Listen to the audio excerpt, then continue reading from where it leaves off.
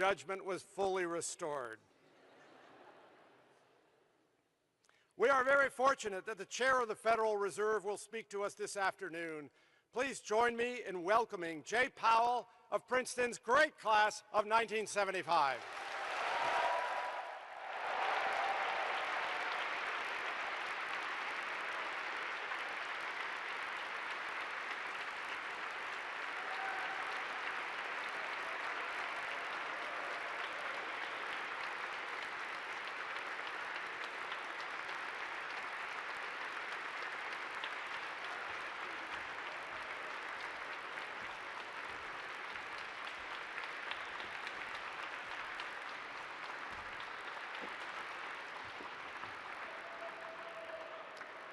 Good afternoon.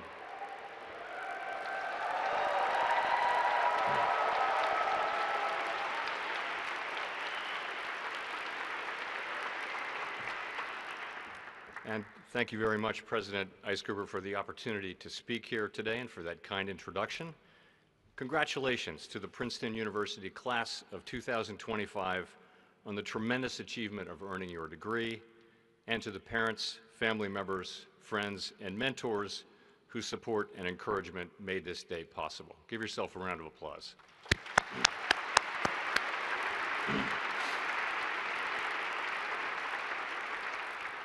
So 50 years ago, I can't believe it, but 50 years ago, almost to the day, I was sitting where you are, and I was listening to a speaker deliver a speech, neither of which I can recall today. So what I plan to do today is to share some things with you that I believe would have been useful for me to hear back then. For those of you who are fundamentally unsure of your path, I was you. Rather than studying, I had spent my freshman year with fellow campus musicians playing my Martin D35 acoustic guitar. It was a high school graduation present and one that my parents surely regretted.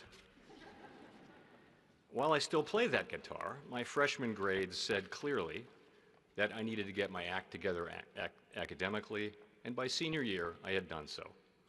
But I had no real plan for life after Princeton. I'd grown up in Washington, D.C., majored in politics. As you know, Princeton graduates have a long and distinguished record of service to the nation and to humanity, and that left me with a single thought, which was that I wanted to have a private sector career and also serve periodically in government. I was thinking at the time of people like Princeton's George Shultz, who was a giant of that era. And there are, of course, countless examples across the political spectrum, including presidents, senators, members of Congress, governors, judges. Of course, most of those who serve, though, are not public figures. I could just as well point to classmates who devoted their working lives to teaching high school kids. For me, there's no higher calling, honestly. Many of my classmates and friends went straight into prestigious graduate schools, politics, Wall Street. Others went off to global capitals, the military, or the Peace Corps. I had brushed off my parents' one academic suggestion, which was to major in economics, which at that time struck me as, if I'm being honest, boring and useless. After 13 years at the Federal Reserve, I fully admit that I was completely wrong about that. After graduation, I had no plan and no job. I wound up putting labels on shelves in a warehouse for 6 months, and I didn't feel great about that. One of my closest friends was getting a master's at Stanford, and I could only think, nice going, Jay. You really nailed that. But in hindsight, that time in the warehouse was a blessing, and it was exactly what I needed. The next fall, I entered law school, and for the first time, I was highly resolved to make the most of the opportunity.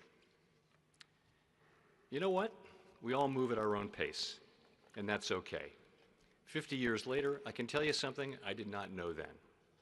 The vast majority of what you need to know about work, about relationships, about yourself, about life, you have yet to learn. And that itself is a tremendous gift.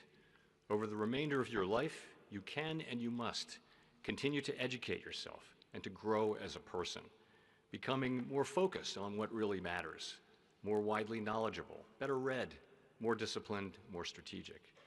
But also, wiser, kinder, more empathetic, more generous, more loving, more forgiving of others, and not least of yourself.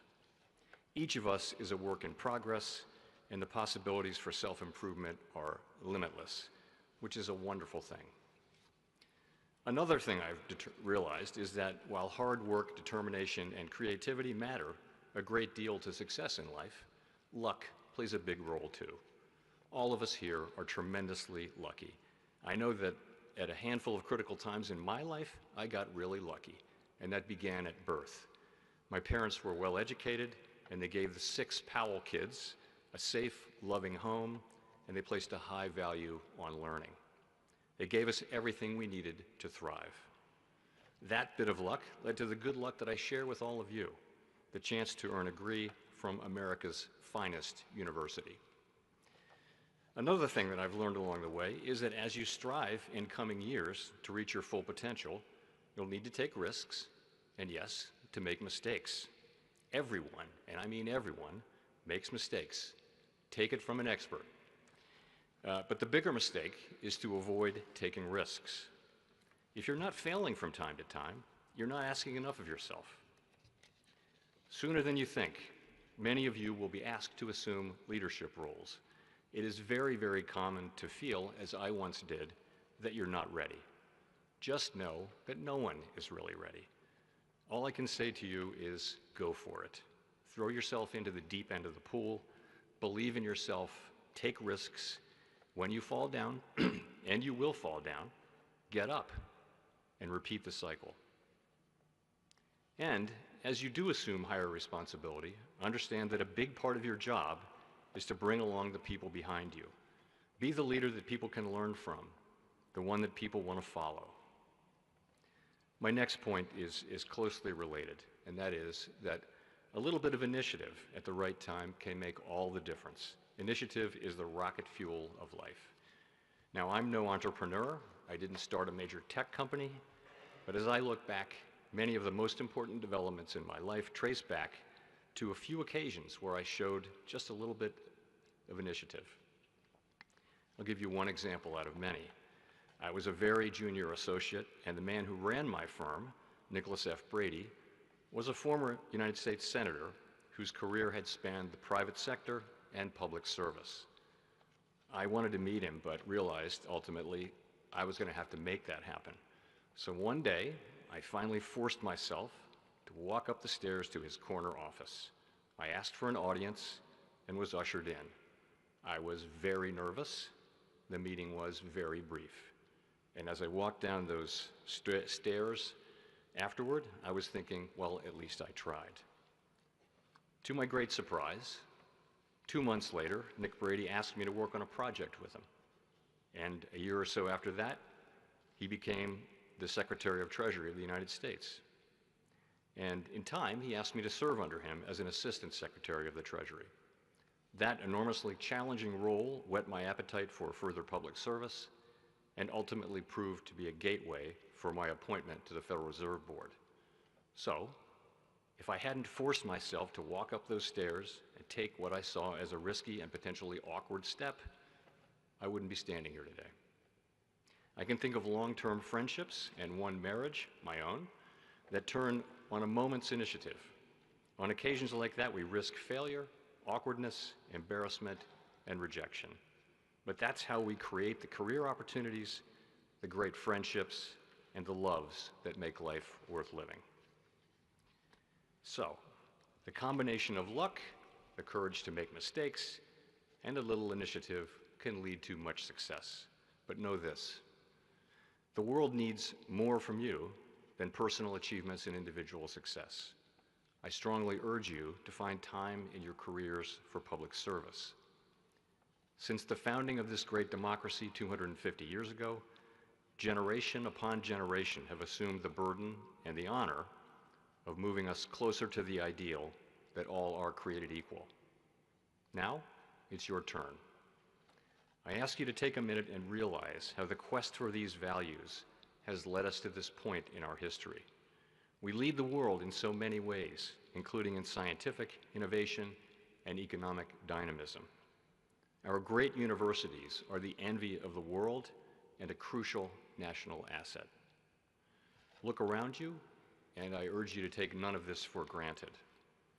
When you look back in 50 years, you will want to know that you've done whatever it takes to preserve and strengthen our democracy and bring us ever closer to the founders' timeless ideals.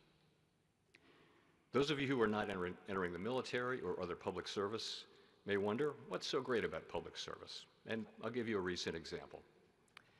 In my 13 years at the Fed, the global economy has experienced a fair amount of turbulence and one outright crisis, the acute phase of the COVID-19 pandemic. With little warning, economies around the world came to a hard stop.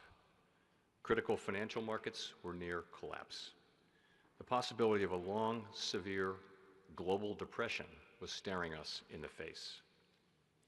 Everyone turned to the government, and to the Federal Reserve in particular, as a key first responder. Career civil servants at the Fed, who were veterans of previous crises, stepped forward and said, "We got this." We took a range of aggressive measures to supply credit to the economy, many of them unprecedented, while the financial sector recovered. Others in government and the private sector did their part too. Through the joint efforts of many, we avoided the worst outcomes. It is hard to imagine the pressure that people feel at a time like that.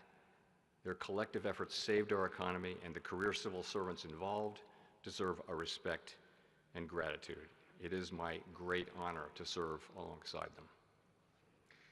That's what public service is like. So, with that luck that I mentioned comes great responsibility. You may recognize from the Gospel of Luke this quotation, "From everyone who has been given much, much will be demanded." As you navigate the world of bright possibilities that awaits you, I urge you to take on the challenge and the opportunity to serve your fellow citizens. You will never regret that choice. I have one last and key point. Your life matters, not just to you, but to the people who love you. 50 years from now, you'll want to be able to look in the mirror and know that you did what you thought was right in every part of your life. At the end of the day, our integrity is all we have. Guard it carefully. Thank you for your time, and congratulations to the great class of 2025.